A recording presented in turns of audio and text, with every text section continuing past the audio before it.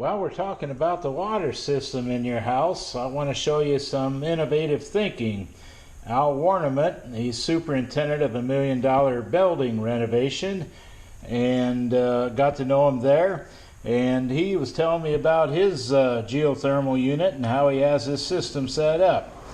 Now he's got his pressure tank here feeding into this 50-gallon tank for fresh water system after it goes through the softener.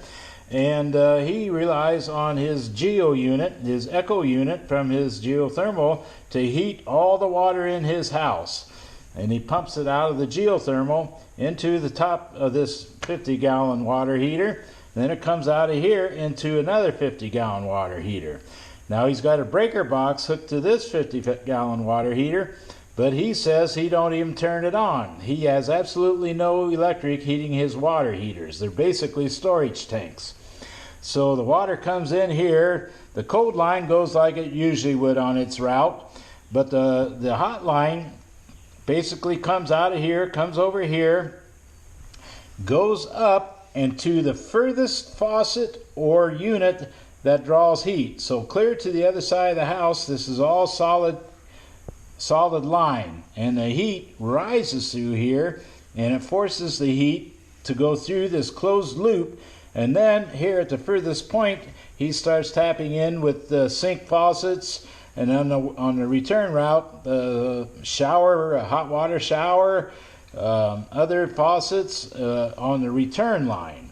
And basically that means by the time the water cools down and the pressure of the water and the heat of the water shoots things out and circulates, it comes back to the bottom of these water tanks. He's got a drain that's able to drain away.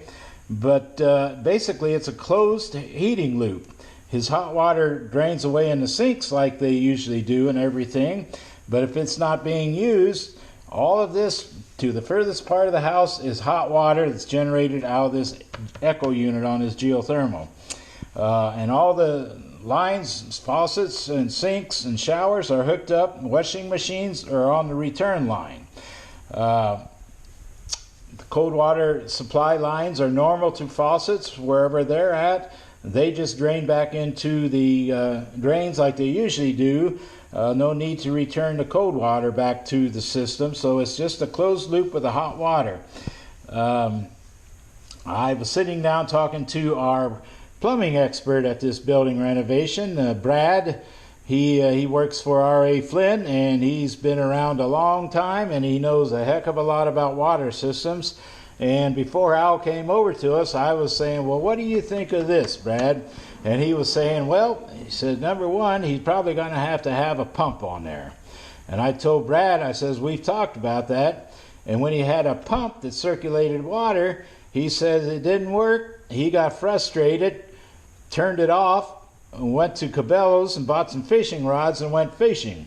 And his wife called him while he was fishing and said, what'd you do to this? And he says, well, I just turned that pump off. And she says, everything in the house is working very well now. The hot water's everywhere where it's supposed to be, and since he turned the pump off, everything works real well. So he took the circulating pump out. So I told Brad, I says, well, let me tell the story on that. And he says, well, it just might be a workable system and everything. Then Brad says, well, in the winter time, the echo unit is going to be taking the heat out of the water lines, the liquid lines. On my house, I got 437 feet of geothermal lines. And in the summertime, the air conditioning takes the coolness out of the line and rejects the heat into the water system. He says the water system may not work that well in the wintertime. And just then Al walked up and I said, well, here's what Brad thinks of your system here. And he says in the wintertime there is a little weakness on things, and he'll turn his breaker box on occasionally just to boost the heat up a little bit because it's not functioning like it does in the summertime where it takes the heat out of this liquid and puts it into the water heaters. But he says it still works really good, and you don't have to turn that breaker box on sometimes at all in the winter time. Just like all geothermals, you get 0 degrees for a week or two, and that really makes the geothermal unit work a little harder. In fact, Al said that he separated a line in his thermostat that kicks in the auxiliary heater for his house, because he thought the auxiliary heater was really a high energy use, and he says they just put sweaters on in those times where it gets 0 degrees outside for weeks at a time, and it's comfortable. But you can look this over. It's a kind of out of the box, unique thinking. I don't know if Al had ideas from somewhere for this, or whether he came up with it by himself. He's a pretty sharp cookie. But when you go to put your water system in and your furnace in, again, I would think twice about putting a regular furnace in. I would go geothermal. I think from the second unit I've had in 2 houses, and both of them perform very well, and no maintenance, and the water furnace brand is excellent. So you look this over on this water system. You can think about it. Go to your professional plumbers, see what they think.